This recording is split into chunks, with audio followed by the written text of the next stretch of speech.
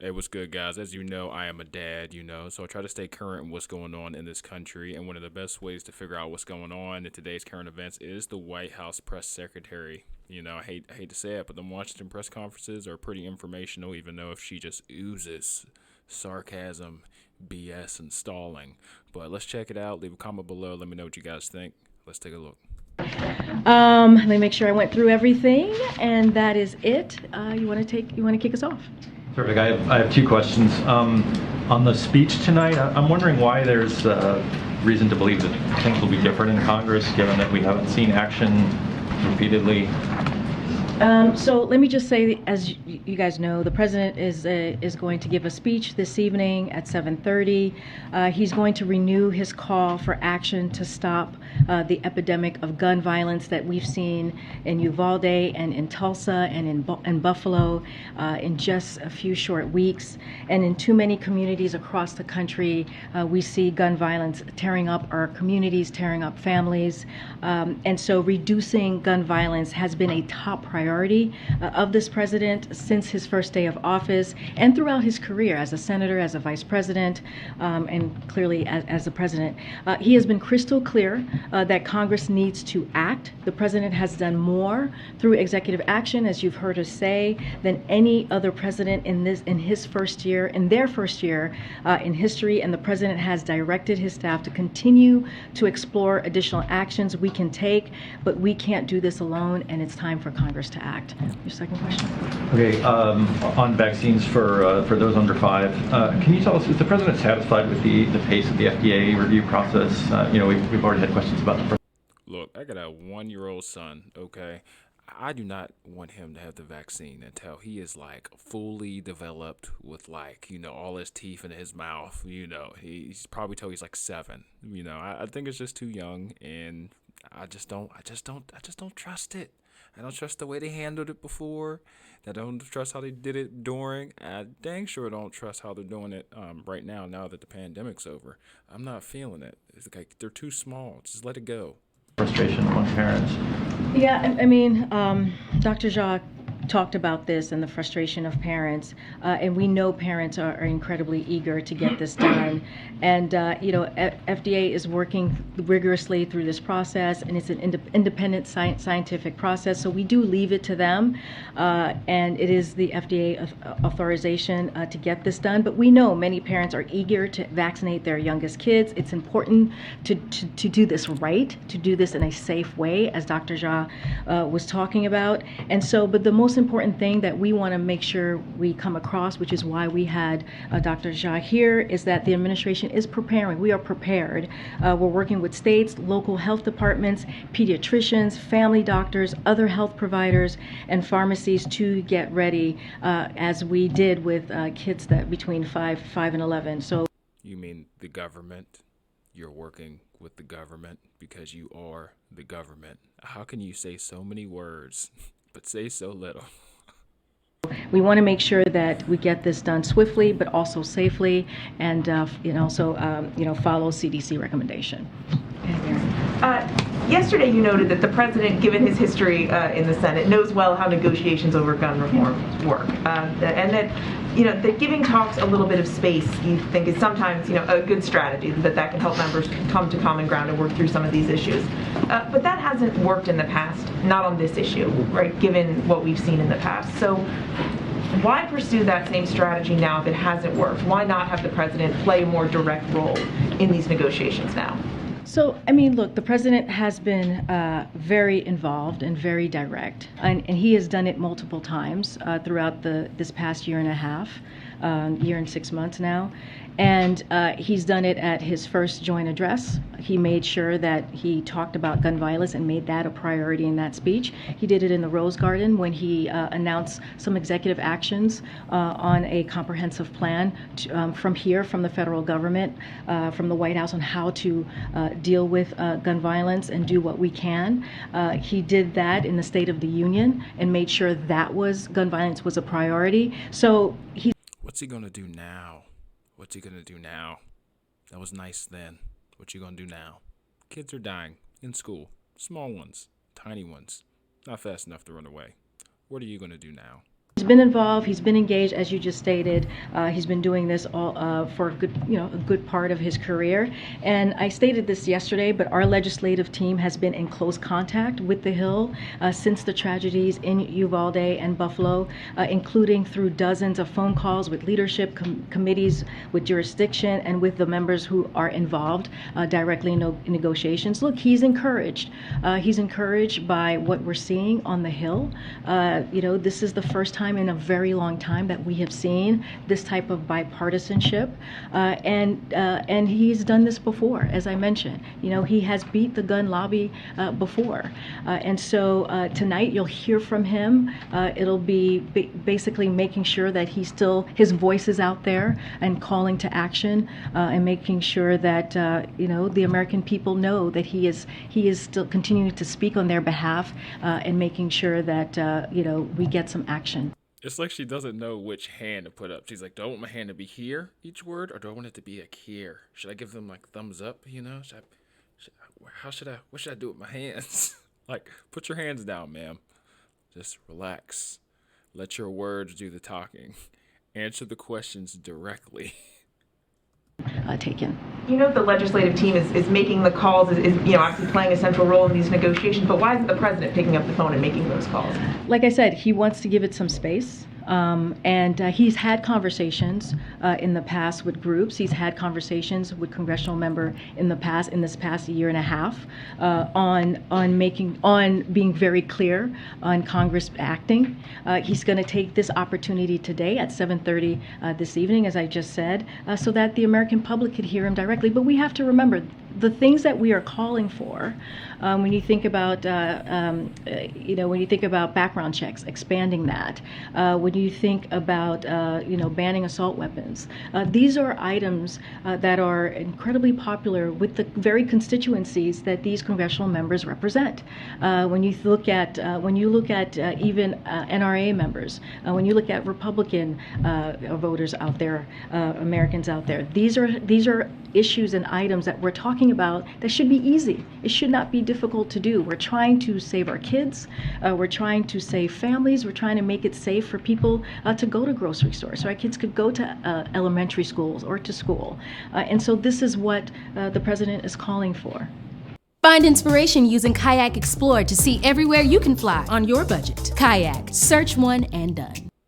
And just one more on this. You've said you're looking into possible additional executive actions that the president might take. Do you have a sense of how long that process may take, when we might learn what options are on the table? So the president said this, not just myself, but he said this, that we can take, we're going to take executive action where we can, and we're continue to explore new steps. We can build on what we've already done. I just want to make sure people also know what we've done, which is stemming the flow of ghost guns, which are the weapon of choice of many terrorists and criminals, and which are increasingly being found at crime scenes, cracking down on gun trafficking, including through a zero tolerance policy for gun dealers willfully selling firearms illegally, as well as DOJ's gun trafficking strike forces around the country, and giving cities and states historic funding to keep cops on the beat and fund gun violence prevention programs. We announced $10 billion so far. They trying not to say fund the police. She's trying so hard not to say we're funding more back money to the police that you guys took away last year. She's trying not to say it. She's trying. With more money on the way. Look, we have a team of 13 policy staff working on gun violence at the White House, in addition at numerous staff across agencies, and we're constantly looking for what else we can do. But again, tonight's speech is going to focus on what Congress needs to do and Congress action, because the president cannot do this alone. Is he going to outline specific actions that he'd like to see, Karine, like you mentioned, the background checks? What's he going to say in terms of specific? I don't want to get ahead of the president, but he's going to make sure that he continues his call to action when it comes to Congress, and I don't want to get ahead of the president. But he'll be very clear, and you'll hear from. What is a call to action? I can make a call to action for the screen, for the sky to turn blue or turn green. Like, what is a call to action? Like, what is it? Directly. What role did the U.S. play in persuading OPEC Plus to increase capacity? That is a decision that OPEC OPEC Plus makes on their own. That is not something that we decide on or that we are involved in. As you know, you've heard us say this before, but we do welcome the announcement today, and we welcome the important decision that OPEC Plus made to increase supply by more than 200,000 barrels per day in July and August, based on new market conditions. That's the analysis that they make, right? That's for them again to decide. This announcement brings forward the monthly. You know how you doing a group project and you ain't study, and you just reading off the paper? That's what it looks like. Or you got to do a presentation and you're not supposed to use note cards or paper, but there's always those people that do. That's what she looks like. Like, lady, get it together. Her whole body language, it's like she's overwhelmed and like so unprepared, nervous. Like, I honestly think she picked the wrong job. Honestly, I miss Jen Psaki. I can't believe I'm saying that. Production increase that was previously planned to take place in September. The United States will continue to use all tools at our disposal to address energy prices measures.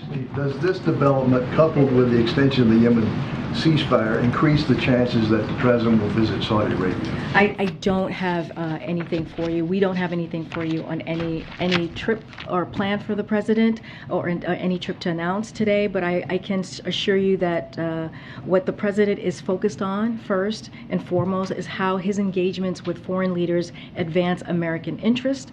That's as true with Saudi Arabia as anywhere else, just as he has engaged recently with leaders of ASEAN.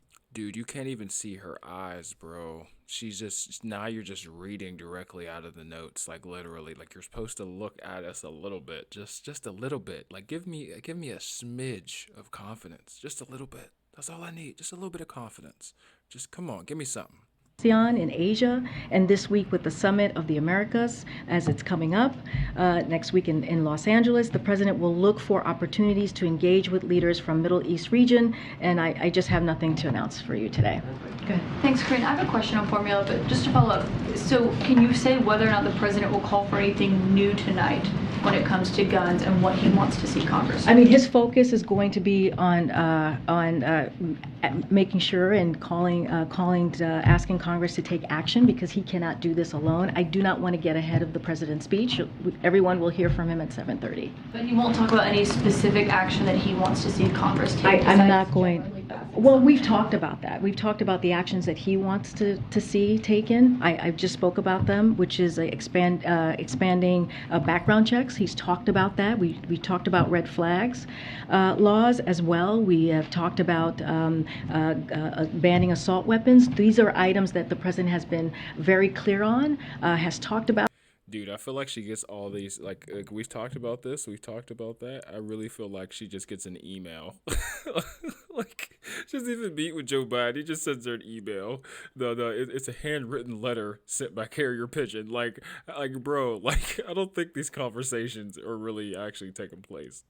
And also, when you think about this, the banning assault weapons has led on, especially when he was a senator. So that is not new. We have made that very clear in all of the remarks and speeches that he has done on gun violence in the past year and a half. Around, I meant specifically, but on the executive actions, you said you were exploring what he can still do, what still is left. Have you identified anything specific? That I don't have anything to announce, but the president has said himself, we're going to explore where we can to see what else we can do on executive actions.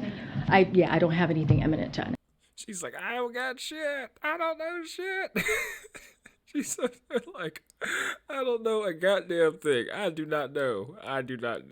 They put me up here, told me to wear this yellow dress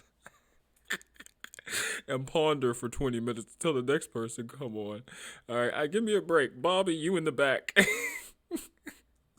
And on formula, did the president have any conversations with any cabinet secretaries or the FDA commissioner once he was confirmed in February about the formula shortage before April? I don't have any meetings to read out specifically on that for you. What do you have, ma'am? What do you have? What do you have? What do you know? Look, as you all know, the president spoke to this yesterday. As more abnormalities were seen in supply and sales started to decrease in April, and because people have asked about this, senior White House staff made the president aware of the problem, and this was in April. I don't have any calls to read out for you. Which senior White House staff made the president aware? So as you know, the president deals with issues on a regular basis, and that boils up to him. And it's just there's no specific person that I can call out to you, but it's the regular way that we move forward through the regular channels. I don't have a specific person, but that's kind of how it goes on any issue, not just this one. It goes through regular channels, and senior White House staff usually brief him on different issues. Okay.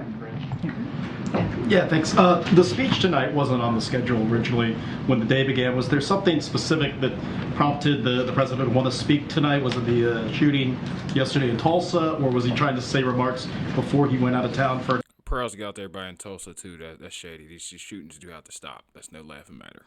a couple of days? No, the president has been wanting to have an opportunity to speak to the American people about this epidemic that we're seeing with gun violence. He wanted to make sure that, again, there was space. There was space for negotiations, giving space in Congress to the folks who are leading that conversation. And he just felt tonight was the right time to do that. But he had been wanting to make these to have this speech. I know you haven't disclosed exactly what he's going to say tonight that he wants out of legislation from Congress, but is he going to specify exactly? No, but he has. I mean, okay, so but he what has. Wants, so yeah. I mean, what he talks about tonight. Well, I'm just saying that he has laid out what he wants from Congress. He's been very clear. He did that at the State of the Union most recently. He did that during his comments when we talked about the executive actions for gun violence to reform to comprehensive gun violence recently during the Rose Garden. His first joint. Let's take a shot every time she says the word. We'd have liver failure and would be in an ambulance within 5 minutes. I'm telling you. Congress address to Congress. So he's done it many times, calling for Congress to act, and he's listed it out. Another speech? Because he wants to make sure that that his voice is still out there, and that the American people know that he's fighting for them and speaking for them. You are the president of the United States, okay? When we had Donald Trump, we could not get Twitter out of this man's hands. We knew exactly what he was thinking, the whole nine. If you're trying to talk to us, you could talk to us. You know what I'm saying? So this is, as we have said many times, this is a priority for the president. And so this is what we're going to see this evening. That's why we're doing it at this time. Corinne, so on continuing on that topic, I'm still a little confused. So on the one hand, you've said that he supports and wants an assault weapons ban, universal background checks, and red flag laws. That's not the conversation that's largely going on up on the Hill. The Hill, to the extent that there are discussions, members on both sides have said they are not engaged in active negotiations over an assault weapons ban or universal background checks. It is much more modest than that. So I guess the question that we're all asking is he going to, and I think you used the word renew at the beginning, is he going to repeat his demand that Congress pass a universal background check bill, a ban on assault weapons and red flag laws, or is he going to lend his voice to the more modest gun control efforts that are actually underway on Capitol Hill? Those are two different things, and I don't know that you can do both at the same time, or maybe you can do one and say, but if that doesn't happen, I'm happy with the other one. I guess we think we can do both at the same time, right? The president has been very clear in laying out his key priorities. He has done that for a year and a half. Expand background checks to keep guns out of the hands of criminals. Renew our ban on assault weapons and high capacity magazine. Pass a red flag law, which, by the way, is being talked about, right, in Congress. Confirm Steve Dettelbach to lead ATF. That is something that we have talked about, and Congress is dealing with that, and we are very optimistic that he will be confirmed. So those are just listed out a couple of things that are very much a reality. Look, the president has been very clear. Congress needs to act. They should pass legislation so president can sign it into law. We are seeing something right now that is encouraging. The process is still happening. Negotiation is still happening. We do not know what it's ultimately going to look like. But that doesn't mean that the president can't call out his key priorities. That doesn't mean that the president can't list out what he thinks needs to happen so that we can actually deal with this epidemic. So we should expect him to repeat that demand. He's repeated many times. I think what I'm saying is I don't want. That's right. Get loud. That's what I'm talking about. Yeah, let her stop skipping around these questions and tell her to be real. That's what I'm talking. That's what I like. Yeah, come on, let's go. This is real journalism. Let's go. I don't want to get ahead of what the president. No, I haven't. I said he's going to call Congress into action. He has talked about these things over and over and over again. The president is going to speak for himself. That is all. We've said this before. When you guys have asked us, can you please give us a preview on the speech? Many times we say, we want the president to speak for himself. That is not new. That is not new here. That is exactly what I'm saying. But you know his key priorities. He's been talking about them. Okay. I just have a question more here on strategy. You said the past couple of days that the president wanted to give space for Congress to work through the negotiations on their own, and that he would only get involved when he felt it would be helpful. Tonight he's giving a speech in prime time. Yeah. Does he think it's now time for him to be helpful in these negotiations, or is there a risk that his insertion into this moment could be potentially counterproductive and hurt the ongoing negotiations that don't seem to be finalized? Look, it's a good question. Our Office of Leg Affairs has been in close consultation with the negotiators on the Hill. So they were aware that the president's going to give these remarks. We talked to them. We had consultation with them. We consulted with them about giving these remarks. So that is not an issue. That is not a problem. The president wanted to make sure that the American people heard from him directly. This is a speech that he has been wanting to make, and that's what he's going to do this evening. And so there is careful consideration here about what he might say to not interfere with any ongoing. No, I'm not saying that. That's not what I'm saying. I'm saying that the president's going to use this opportunity to speak directly. That's what she's saying. That's exactly what she said. Look at that face. She know. Look at that. She got. She knows she got. Directly to the American people. That's what he's going to do tonight. And just one more on baby formula. I know you got a lot of questions about this yesterday. I'm wondering if you had an opportunity to speak with the president since his comments yesterday when he said he was not informed about the situation until May. Has he expressed any disappointment in his staff for not bringing this issue to him earlier? Are there any concerns about the information flow in the White House that, given the manufacturers told him very directly they knew this would be a problem in February and he didn't know about it until months later? Has he expressed concern about that gap and how that squares with the whole of government approach you outlined yesterday? So just so that we take a little bit of a step back, Abbott is a major manufacturer and has been clear to the American people that they had shortcomings. They made that clear very, very recently. The FDA administrator has spoken to this as well. He said the FDA moved too slow and has asked Steve Solomon to lead a review into what happened. The White House took urgent actions as it became clear a shortage emerged and existing actions were not sufficient.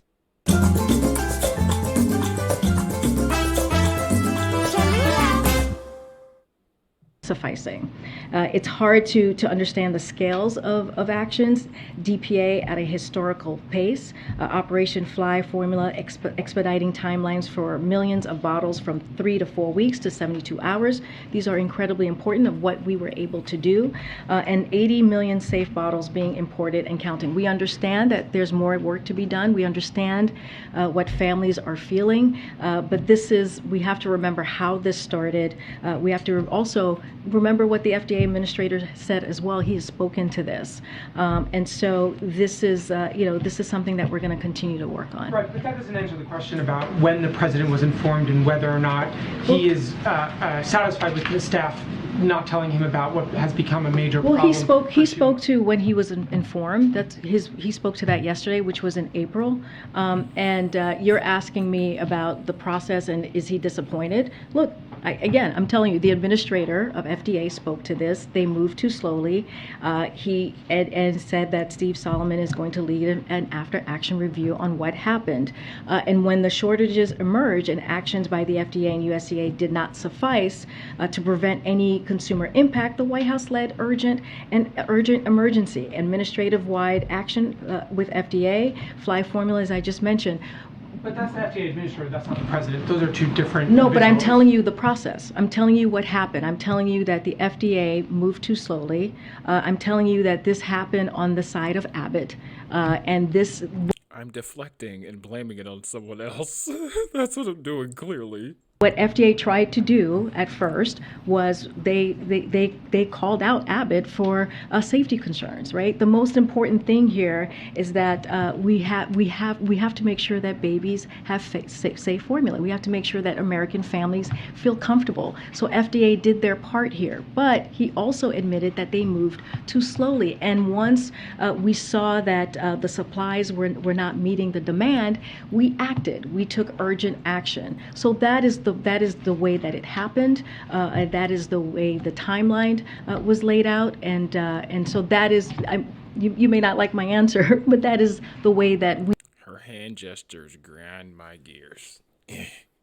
You might not like my answer, but it's the way it is. We see it in answering your question there. Go ahead.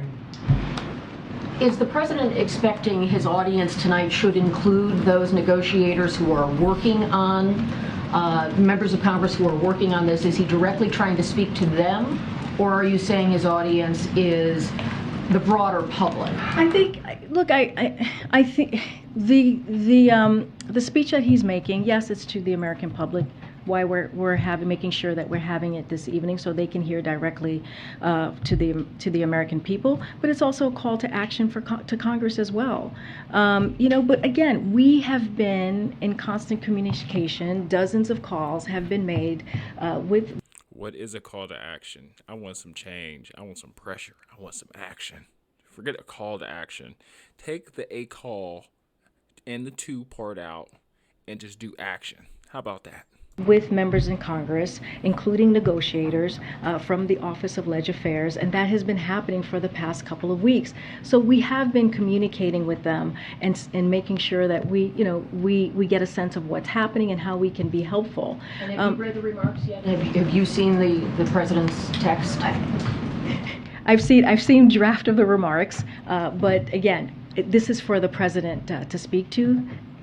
I do not want to get ahead of what he's going to share with the American public and what message he wants to send. I think following up on what Michael said is I'm trying to get a sense if the president is trying to help close a deal and get something accomplished with Congress, or if he's going to restate what he could say on any day, a position he's held for decades, or if he's trying to get this moment to produce a legislative result. Exactly. What are we doing? Are we just talking, or are we getting stuff accomplished? Two different things. Because really nobody's talking about banning assault weapons on Capitol Hill at the moment. So is he going to speak more to the specific elements that they are currently negotiating? So when it comes to right now, as you all are asking me, look, the president has defeated the gun lobby before. He's the one who was able to pass assault weapons ban and who was able to help shepherd the legislation that put in place the federal system of background checks. So he understands how this process works. The president is continuing to press Congress to act, and he's giving them the room they need to find common ground, but he can still speak to this and speak to the American people. But as we have said, the president is going to continue to stay closely engaged on this, to speak out, and he's going to use his bully pulpit, which is what he's doing this evening, to press for action, just as he's done throughout his presidency, just as he's done at the State of the Union earlier this year, just as he's done when he did his first joint address to Congress, and he's done this many times times. And so this is just another opportunity to use the bully pulpit to talk about the actions that he wants to see, and also just talk directly to the American people. He thinks this is an important moment to do that. Can we ask you to go back on the issue of who briefed the president on baby formula? To say there is no specific person is not a satisfactory answer. When you have senior assistants to the president, there's a paper trail, I'm sure, about briefings to the president. There's a domestic policy council. There's a chief of staff. At some point, we need to know who would have been the most likely person to talk to him about I think what I'm trying to say, there's so many issues that come up that is presented to the president. As you know, you've covered many administrations, and there are just regular. Y'all see the shade? She threw some shade with the eye roll. She recovered that real fast.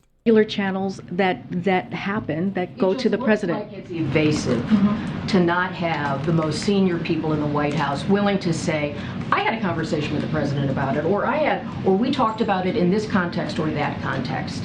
And we're also all reporting on the consumer side of it, of what you're doing, putting out and trying to get information. But we're also trying to understand the information flow in this White House, and it's important for us to get that answer, which is why we're going to keep asking it until we get that answer. No, you have every right to keep. Because she's not answering any specific questions. She's just saying words with no data, none. No. There's no rates. There's no percentages. There's no numbers. There's none. It's just a bunch of fluff. Asking. That's why I'm here. Look. Really, Kellyo, he's briefed on countless priorities. He is the President of the United States. There are regular channels. He is briefed by his senior White House staff, and that is just the process that we have. Chief of Staff, then? I'm not going to confirm who it was. I'm just letting you know that there are regular channels that we use, and it's senior White House staff that elevate issues to him when the time comes, and they're just regular channels. And that's what I have for you to share there. Yeah. Thanks, Corinne. Yep. If the president thinks that Congress must act immediately to end this epidemic of gun violence, is he going to bring any of the key players from Capitol Hill to the beach with him tonight? Oh, okay. So I don't have. Wasn't a big part of candidate Biden's whole thing that he knows how to get things done. He does. I mean, he's beaten the gun lobby before. He has. Then why not invite these lawmakers who maybe haven't beat the gun lobby and say this is how it's done? But it's not his thing. It's actually fact. We saw he did that in the Senate during his Congress days, that he beat the. She tried to use the force. She was like, the Washington Jedi. Gun lobby. Look, that he has a lot of legislative experience. I'm asking why it is that you can say he wants to give these negotiations. Do you want to go to the beach with the president tonight? Is that what you're trying to tell me? I would love to. Look, I do. That touche on that. The weather, it is pouring outside like cats and dogs. It is not great.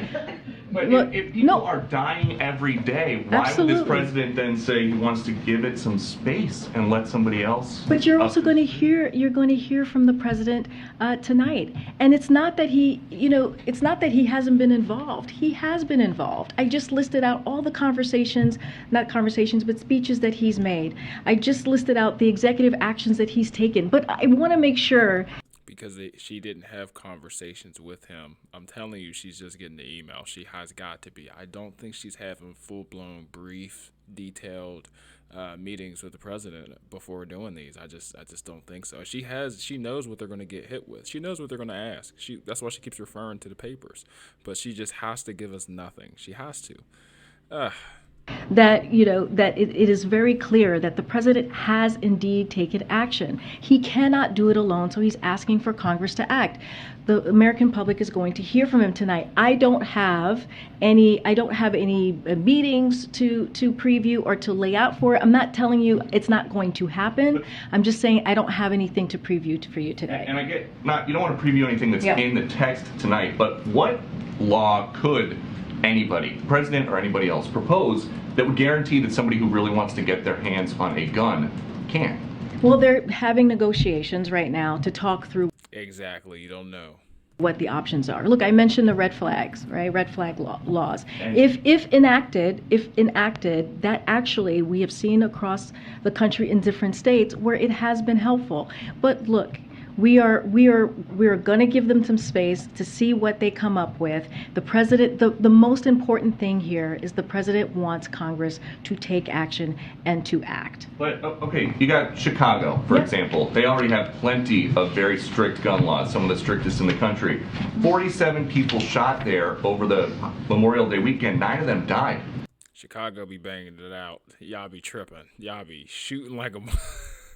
So which law would have prevented any of that? All right, well... Do we think that all these people in Chicago who are shooting each other are legally binding? You see her get mad? Because there ain't no answer to that question. There ain't no answer to that. She got salty. She got salty. Look how mad she is. Look at that. You mad. Buying their guns? So here's a couple of examples for you. I was just talking about the red flags law. There are some examples here of how they've prevented tragedies. In California, a study showed that California red flag law has assisted in the prevention of 21 mass shootings between 2016 and 2018. Florida, since passing a red flag law in 2018, there have been notable cases of the law intervening in multiple cases of potential violence. In Connecticut and Indiana, for every 10 to 20 preventions under the red flag laws, there was one fewer death than would otherwise have been expected. So when it enacted, it does help. There are things that we can do, and one of the things that the president talks about with expanding the background checks, if we're able to do that, we are going to take more guns out of the hands of criminals, and that is incredibly important. So there are things here that can be worked out, that can be done, that is not going to prevent every tragedy, but will take us to a better place so we can protect our families. Okay, so my last one would be, you guys at the White House had some very hard headlines this week about inflation and about baby formula. If there's nothing new that you can point to in this speech tonight, did you just schedule it to get people talking about something else? People have died. People have died in the past couple of weeks in particular. We had 19 kids die in Uvalde just recently. A mass shooter came into their classroom and killed them, plus their 2 teachers. We had people doing everyday things on a Saturday. Like the answer is no. When someone asks you a question like that, she could have just said no. So they might really be doing this, which is so sad, but she could have just said no, but instead, word salad. Some of us do go to the grocery store, and 10 of them were murdered. Just last night in Tulsa, we're learning of people who were, again, killed. So this is not about politics. This is not about partisan politics here. This is something that he has worked on since he was a senator. This is very important and real for the president and for the grieving families that he has met with, sadly, in the last 2 weeks. So this is an opportunity, again, to call for action, to get Congress to move. And, it is disheartening to hear that this could potentially, or if I'm hearing this right, could be used as a political tool, and that's not what this is. This is not about person. This is about people's lives. Kareem, what's the president's message to people living in violent neighborhoods who can't escape and can't wait for laws to follow up on what Kelly was asking about regarding the baby formula shortage? You were asked earlier by a few people, I want to just ask this again with all due respect. Yeah. Were you able to speak with the president about when he was informed in April? He talked about it himself. He said he was informed in April. So I don't think I need to, the president mentioned that, he said that, so I don't need to clear that up. You heard directly from the president on that. I asked it at least as you talked yesterday about February 17th and February 18th. And what we were trying to figure out is when exactly in April was he told? Was it April 1? Was it April 30th? Was it April 15th? Somewhere else in there? I don't have a date to share with you. What I can tell you is he spoke to this yesterday, and he said it was in April. So that matters. Take it down a level from him into the staff of the White House. And part of the reason there's so much curiosity about this across town is because, as you know, there have been stories written over the last several days and weeks about how things are going here in the West Wing, how things are operating. And so when we ask who was told either by the FDA or the Department of Health and Human Services or the USDA here in the West Wing, who was told first how did that get from that person eventually to the president? As completely understandable. There are thousands of things going on across the federal government there today. are thousands of But things. here's the issue. We were just talking about gun violence. Something else could crop up suddenly as an unforeseen crisis, like this one.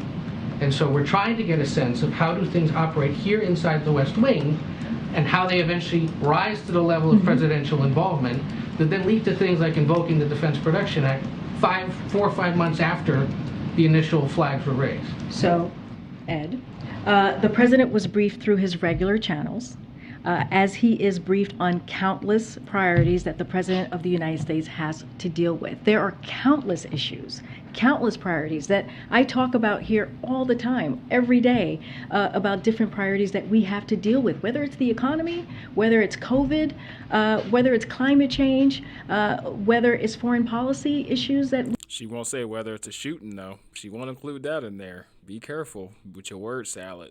No, don't put that in your word salad. It'll make the whole salad go bad. We have to deal with and assess.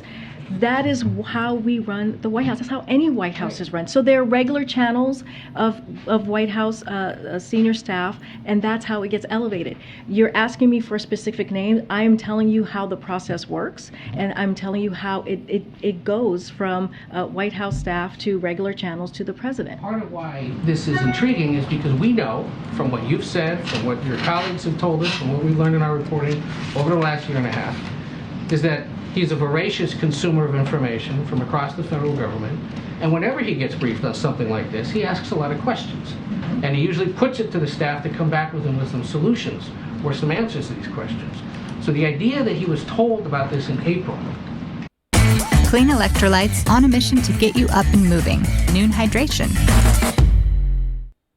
And then it didn't get elevated until mid-May, when Congress and when the press started raising bigger questions about this, begs the question of, well, then what happened in April when this very curious, very detail-oriented president in briefings would have been told about it, and when steps were taken that are now underway? That's part of what is so intriguing and curious about this situation, and why we're so desperate for information, because normally in these situations we're told, oh, well, here's what he wanted to know, and here's who he tasked with doing it.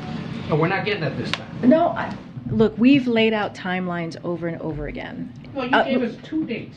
Well, and then tell us generally in April he was told about it. Okay, so by late, let me try again. Let's try this again. By late in April, sales were going down and shortages were appearing. So that is what we learned in late April. And since then, through May, across the administration, we've aggressively invoked the DPA and used it 3 times, as you just mentioned, and that's because of the president's leadership. Launched Operation Fly Formula, again, because of the president's leadership. Secured 80 million safe infant formula bottles from other countries, and cut red tape and issued WIC waivers in all 50 states. Because that's what happened in April that triggered our involvement in the way that we did throughout May in doing these 4 very specific things. Look, USDA, they took immediate action. But USDA and FDA cut red tape and increased supply.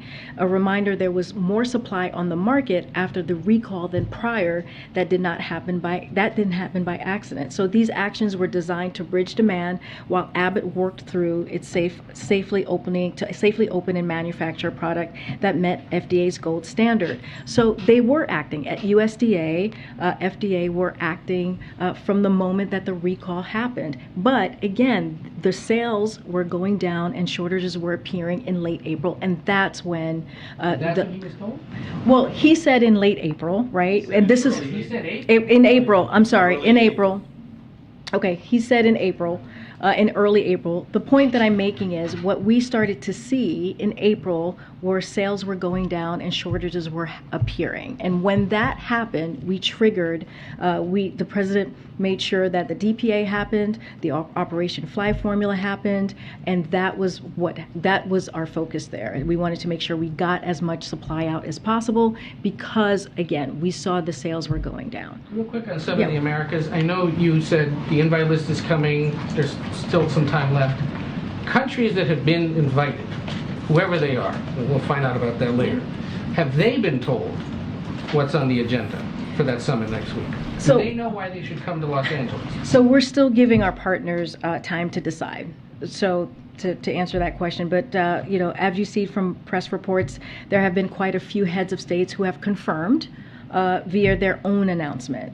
But again, I always bring this back because what's really important is about next week is that the people from around the region are gathering together to address the core challenges facing the people of the hemisphere, right, including economic prosperity, climate change, migration crisis, and the COVID-19 pandemic. So there is an array of issues for the region that we are going to discuss. These are priorities. These are incredibly important, and that's what you're going to see for next week. And others will confirm if they're attending. We're not going to do that until we have a final list and give our partners opportunities to decide. You're right, your time. You said you were going to wrap. Oh, my Final gosh. question. Okay, Final go ahead. question, Go ahead. Karine, the jobs report's going to come out tomorrow morning. The ADP report that came out came in much lower than what economists had projected. Are you guys expecting the less than optimal jobs report tomorrow? And usually the president speaks on the economy on jobs day. Is he going to do that, even though he's going to be in Delaware? So I don't have anything. We don't have anything to preview for you for tomorrow. Our day ahead or daily guidance is going to be coming out in a couple of hours. I don't have an estimate for you and haven't seen the numbers as clearly. But what we can say is that as we transition to this new period of stable, steady growth, we aren't looking to see blockbuster job reports month after month like we have over the last year. But that's a good thing. That's the sign of a healthy economy with steady job growth, rising wages for working Americans, everyday cost easing up, and a shrinking deficit. That stability will put us in a strong position to tackle inflation. And in the short time since President Biden came into office, we have had record job numbers, record job creation, I should say.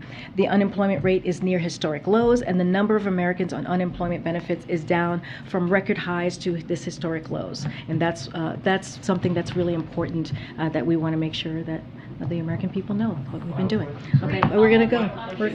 It's 4:00. She said, we're going to go. It's 4:00. So, yes, it looks like that was the Washington press briefing from yesterday. Let me know what you guys think, man. Hit the like button. It wasn't very informational. She looks highly unprepared. It was just giving vague answers. Could have been better. I miss Jen Psaki, but, she's like, I don't have this. I don't have that. And then you could just tell that, like, she's just so... She's like walking on eggshells. Like, it's just, she doesn't give me confidence, You should ooze confidence up there. Jen Psaki was like a pit bull compared to this woman. But yeah, man, let me know what you guys think. You guys have a great day. And yeah, looks like that's what's going on in today's world. Lucky us. Hopefully Biden does do something about the firearms issue. Because those two mass shootings were extremely sad. I know that one in the elementary school, that had my mind just, I was looking at bulletproof backpacks for my son before he goes to elementary school. Still am, actually. But yeah, man, hopefully you guys have a good day. And remember, healthy don't hurt. I'm out.